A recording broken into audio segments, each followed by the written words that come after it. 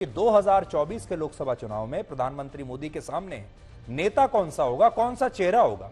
और इस सवाल को समझने के लिए आपको हमारे साथ इस बड़ी स्क्रीन पर थोड़ी देर अपना ध्यान लगाना होगा। मैं आपको कुछ दिखाने वाला हूं। मौजूदा राजनीतिक परिस्थितियों को देखकर यह स्पष्ट नहीं है कि 2024 का चुनावी मुकाबला कैसा होगा।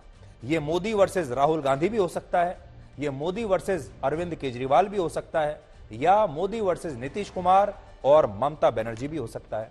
तो इस वक्त उस तरफ तो आप जानते हैं एक ही टीम है और एक ही चेहरा है, वो है नरेंद्र मोदी का। लेकिन इस तरफ कौन होगा यह अभी कहना मुश्किल है। ये छोटे छोटे ब्लॉक्स बने हुए हैं और ये सभी वो लोग हैं जो खुद प्रधानमंत्री बनना चाहते हैं। सबकी प्रधानमंत्री बनने की इच्छा है। नीतीश कुमार, ममता बनर्जी, केजरीवाल, राहुल गांधी, सभी लोग अपने अपने हिसाब से बड़ी मेहनत कर रहे हैं और सबको यहां से यहां आना है। सबका दुश्मन एक ही है जो उस तरफ बैठा हुआ है, जिसकी फोटो ये है। और यह भी संभव है कि यह चुनाव मोदी वर्सेस ऑल हो जाए। तो कोई ऐसा भी संभव है कि जरूरी नहीं है कि मोदी वर्सेस किसी एक नेता का होगा, मोदी वर्सेस राहुल गांधी होगा। हो सकता है कि यह मोदी वर्सेस ऑल हो जाए, यानी साझा विपक्ष आ जाए, जिसकी संभावना इस समय बहुत कम लगती है। इस समय अगर आप देखें तो विपक्ष पूरी तरीके से बिखरा हुआ है और विपक्ष जितना बिखरेगा नरेंद्र मोदी को उतना ही फायदा होता चला जाएगा। यानी अभी अगर आप देखें तो आज की स्थिति में ऐसा लगता है कि इस पूरे विपक्ष में सबसे ज्यादा जो ताकत है अभी भी वो राहुल गांधी के पास ही है। यानी जो विपक्ष में है वो मोदी के खिलाफ वैसे ही एकजुट हो जाएं जैसे 2019 में हुआ था। हालांकि यहां एक बड़ा सवाल है कि क्या ये सारे विपक्षी नेता एक टीम की तरफ से खेलने के लिए कभी भी तैयार होंगे? क्या ये मिलकर एक टीम बना सकते हैं? बना भी ली तो इनका कप्तान कौन होगा? और अगर कप्तान भी तय हो गया तो फिर प्रधानमंत्री कौन बनेगा? क्योंकि हाल ही में कांग्रेस पार्टी ने विपक्षी दलों को राहुल गांधी की भारत जोड़ो यात्रा में शामिल होने के लिए निमंत्रण भेजा था, सभी को भेजा था।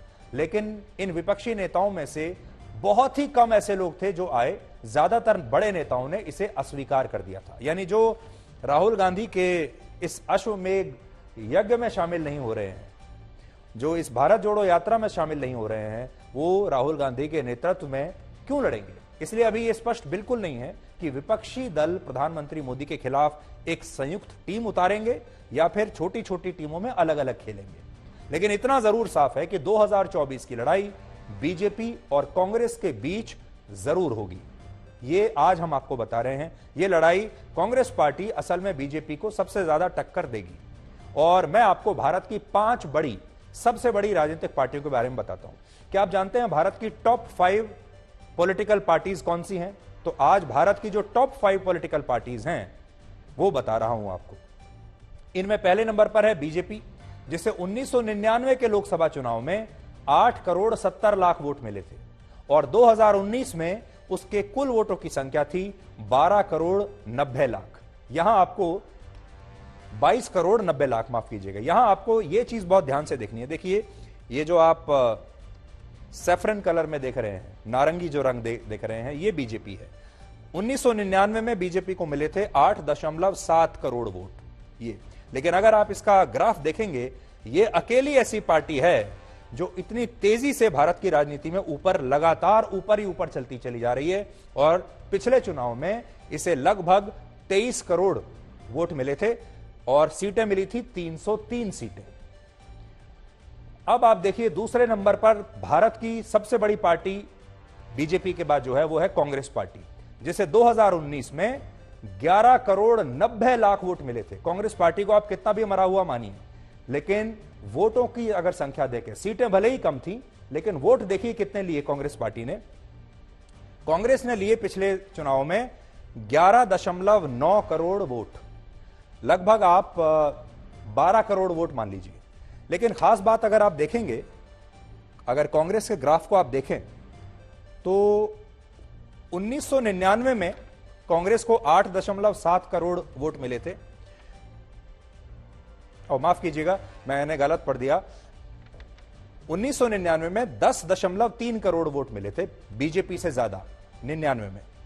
उसके बाद 2004 में 10.3 करोड़ वोट मिले। तो बड़ी बात यह है 99 से लेकर 2004 वोटों की संख्या सेम है, 10 करोड़ 30 लाख। 10.3 करोड़। वहां 114 सीटें मिली थी इतने ही वोटों पर, और यहां 145 सीटें मिली इतने ही वोटों पर। वोटों की संख्या बराबर है। अब आगे अगर आप देखेंगे 2009 में वोट बढ़ गए कांग्रेस पार्टी के, 11.9 करोड़ वोट हो गए और सीटें हो गई 206। अब आगे आइए, अब देखिए 2014 में वापस वहीं आ गए जहां पहले थे, 10.7 करोड़, और 2019 में 11.9 करोड़ वोट मिले थे कांग्रेस पार्टी को। तो अगर आप यहां से लेके वहां तक इसका ग्राफ देखें तो कांग्रेस पार्टी लगभग स्टैटिक है, यानी जितने वोट उसे 1999 में मिलते थे लगभग उतने ही वोट 2019 में भी मिले हैं। तो इन्होंने लगभग 20 साल में कांग्रेस पार्टी में कोई सुधार नहीं आया, सीधी लकीर है। बस एक 2009 में जरूर ये ऊपर आए हैं, इन्होंने 11 करोड़ के मार्क को क्रॉस किया है, बाकी हर बार ये 10 के आसपास रहे हैं, और फिर इन्होंने 11.9 करोड़ 2019 में लिए हैं। इतने ही इन्होंने 2009 में लिए थे, यानी कोई खास इंप्रूवमेंट नहीं है, सीधी लाइन है। तीसरे नंबर की पार्टी आप जानते हैं भारत में कौन सी है? वो है ममता बनर्जी की टीएमसी, जिसे 2019 में 2.5 करोड़ वोट मिले थे कुल मिलाकर। ये हरे रंग में जो आप देख रहे हैं ये टीएमसी है, इसे 2.5 करोड़ वोट मिले थे। और टीएमसी भी लगभग देखिए 2.5 करोड़ यहां मिले, 2014 में 2 करोड़, 2009 में 1.3, और धीरे उससे पहले तो और कम मिल रहे थे। तो ये पार्टी भी ऊपर जा रही है। चौथे नंबर की सबसे बड़ी पार्टी हमारे देश में बीएसपी, और 5वें नंबर पर है समाजवादी पार्टी। ये मैं सीटों की संख्या के हिसाब से आपको नहीं बता रहा हूं, वोटों की संख्या बता रहा हूं आपको कि किस पार्टी को हमारे देश में कितने वोट मिलते हैं, उस हिसाब से मैं आपको बता रहा हूं। और अगर आप देखेंगे तो बीएसपी जो है, बीएसपी भी 2.2 करोड़ वोट ले गई थी 2019 में, लगभग टीएमसी ममता बनर्जी के बराबर, और समाजवादी पार्टी को मिला था 1.6 करोड़ पिछली बार। तो ये हैं भारत की टॉप 5 पार्टीज, जिससे आपको समझ में आएगा। लेकिन इन टॉप 5 में से भी आप देखिए जो नंबर 1 पर है बीजेपी, वो कितना ऊपर है, कैसे जंप उसने यहां से 2009 से कैसे वो ऊपर ही ऊपर जलती चली जा रही है, और बाकी पार्टियां लगभग वही हैं जहां वो पहले हुआ करती थी। और अब बीजेपी ये चाहती है कि जो 22.9 करोड़ वोट इन्हें मिले थे, अब वो अपनी संख्या को बढ़ाए। और बढ़ेगी कैसे? जब यहां से कम होगा, जब यहां का वोटर खिसक कर वहां जाएगा, जो आज नरेंद्र मोदी ने बताया है, तब इसकी संख्या और बढ़ेगी।